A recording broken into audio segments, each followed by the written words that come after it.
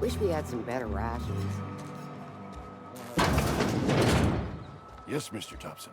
I'm fine, Mr. Thompson. Never been healthier.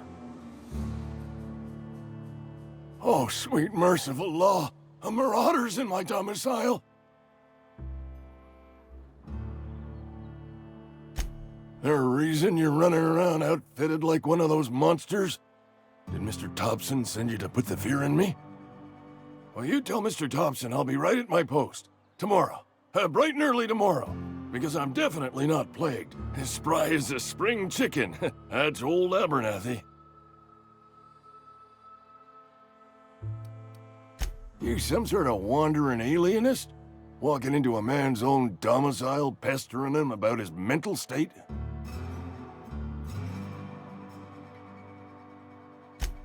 What? No. I mean, I might be. That depends on who's asking. Silas knows, doesn't he? That's why he sent you. That's why he wants me to pay up. He knows.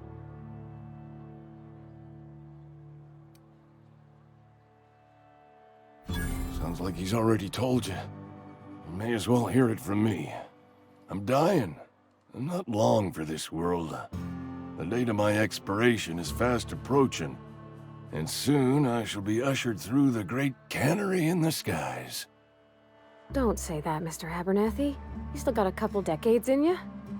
I'd steer clear, Ms. Holcomb. My affliction's bound to be contagious. It's plague. Has to be.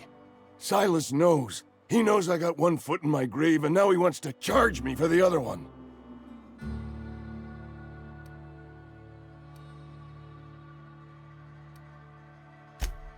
I am? Law, help me. Paranoia is one of the plague's known symptoms. I'll pay your fees. I don't want any trouble from Silas. But if you could see a way to freelancing for me, I could really use the help.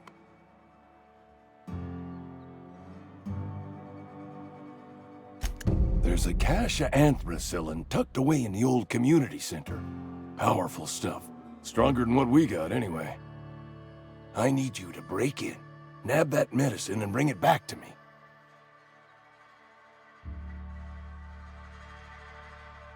You been there already? And you ain't been ground down into marauder meat? Let's see it. Don't keep us waiting. Sweet life-giving nostrum. The first hit's always the best. Scratched together all the bits I had around the domicile. It ain't as much as you deserve, but it's all I got.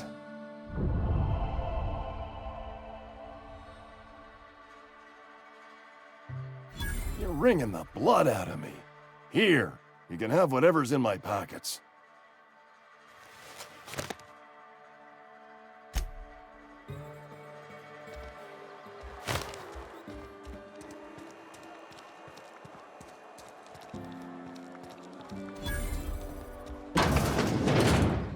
I cut my own hair. But Conrad sells real good disinfectant. Merciful law. Is that a marauder's outfit? I don't want you wandering into my shop wearing something you've lifted off a corpse. Please don't touch anything. Your hands are probably crawling with germs. Physical hygiene recapitulates moral hygiene. Cleanliness is next to lawfulness.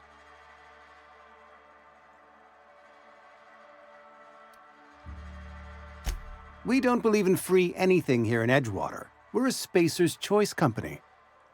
I'm Conrad. You will report to me if your hair fails to meet Spacer's Choice aesthetic standards. You will also report to me in the event of your death, whereupon I will clean and prepare your remains for interment. Gravesite fees. Silas and I had talked about this at length. I thought I'd made it clear my pecuniary situation precludes the necessary restitutions.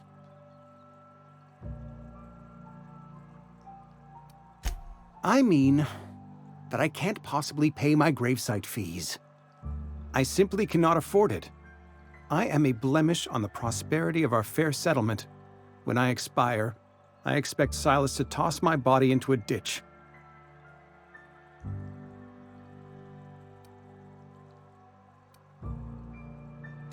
Thank you, no. I despise the cereals.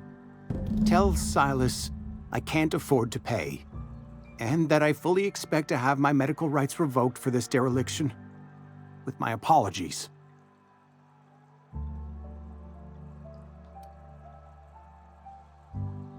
Not a bad idea. But I'd need some kind of collateral. My pair of lucky clippers! No, that won't do. Your idea intrigues me, but I'm afraid I don't have anything to give Silas. I'm open to suggestions. Much obliged.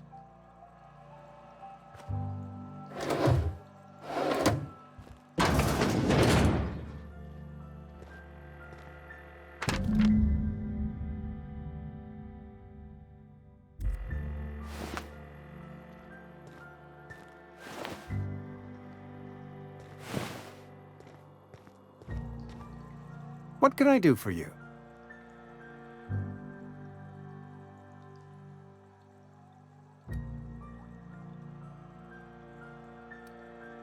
You know about Eugene? How?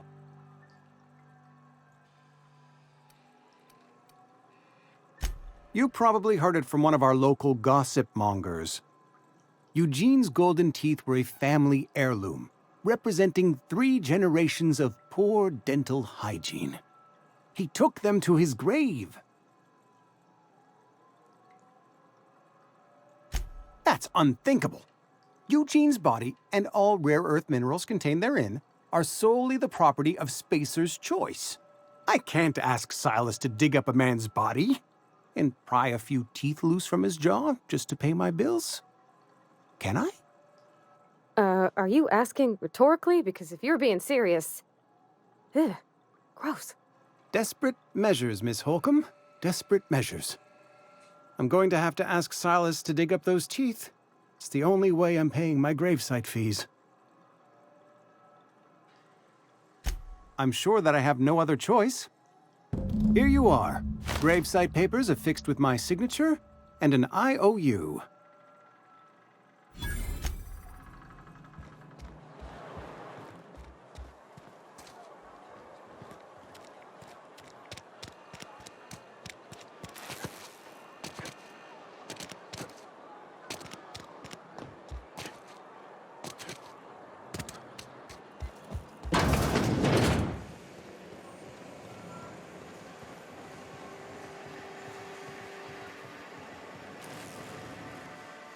You the new worker? Whatever. Make it quick, Tenderfoot. I'm busy. Shit. Silas still on about that. Here, take the fees. I'd appreciate it if you didn't tell Reed I was late on my payment. Because they're not my fees and not my gravesite. Guy I worked with shot himself. I paid the bill. If you're not familiar with board law, you ought to be. Law requires delinquent gravesite fees to be paid by the deceased party's closest living relative, which meant me. Shame, though. Eugene was a good worker. Woke up one morning and put a round through his upper story. Can't imagine why. The kid was doing all right at his desk. We all thought he was an upstanding receptionist. Just between the two of us, I'm pretty shocked his weapon didn't misfire. Spacer's choice handguns aren't the most reliable. Not half as awful as the bill Eugene left us with. Suicide's a crime. The legal term is irreparable damage to company property. What Eugene did to himself was vandalism. When one of your workers commits a crime, the entire town pays for it. In other words, Edgewater would have been penalized pretty hard. Whatever Eugene was worth as an asset, we would have had to pay out of pocket to Spacer's choice.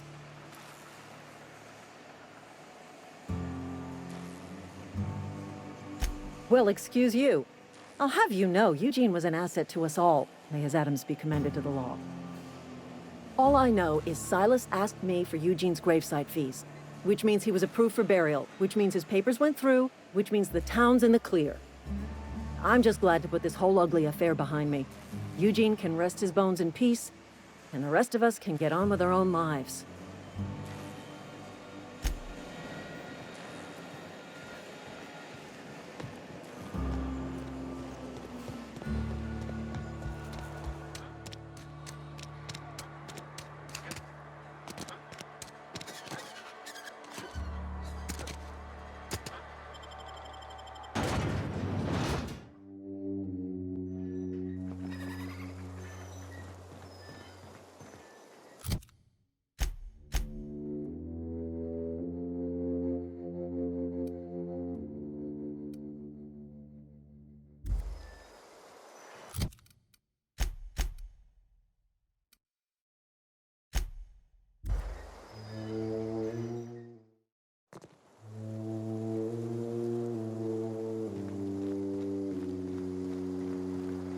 When I was little, we'd get freighters and Thank the law. I've been requisitioning backup for months. Guess the boss finally came to his senses. You ever swung a truncheon? Let me see your rifling stance. I want to make sure you're up to snuff.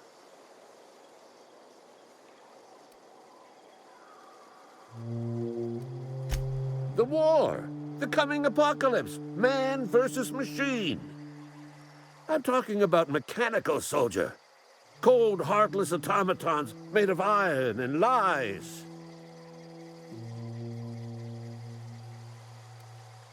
That's right. That's what I've been saying. We gotta square our shoulders and stand ever vigilant. Auto-mechanicals. Creatures forged in the fires of malevolence. I seen them over by the old power plant, clattering about, firing at the birds, orchestrating their uprising. When the swarms of mechanicals come clanging on over that hill, where will you be? Cowering beneath your cot?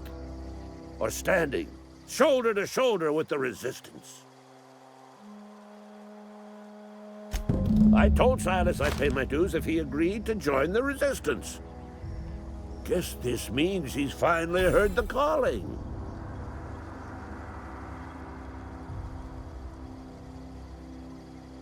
Mechanical repellent! A stroke of inspiration from the law itself. Here, I've been saving up a couple bits for just such a project. I've been gathering up a war chest over the years. Saw tuna cans, mostly, some Spacer's chaw, few bit carts. I'll reward you for your aid. Enlistment fees? Yeah, I suppose. Wouldn't want to give the Resistance a bad name. They have sent a scout, prowling around the junkyard just behind our beloved town. This scout must not be permitted to return to its base of operations. Cross it off, then report back.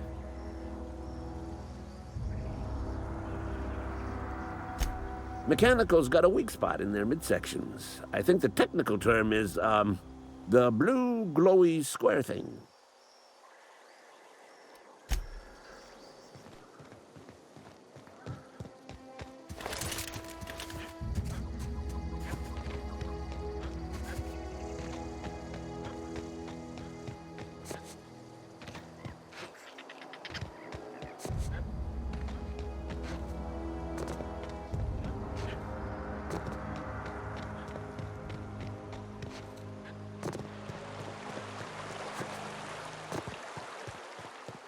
Hey, Miss Parvati.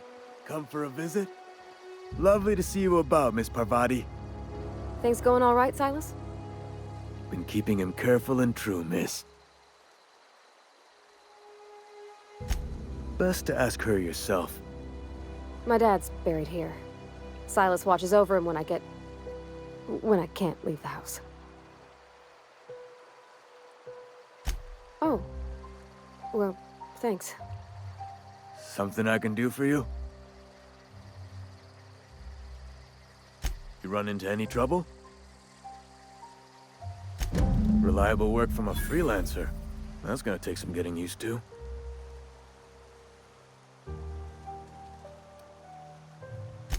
Abernathy was sick?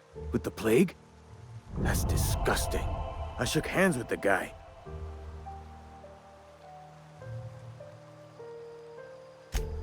What? No. If I knew he was sick, I would have had him reported. I needed his fees because of his name. A, for Abernathy. He was at the top of my list, you see? And I'll buy you a drink sometime.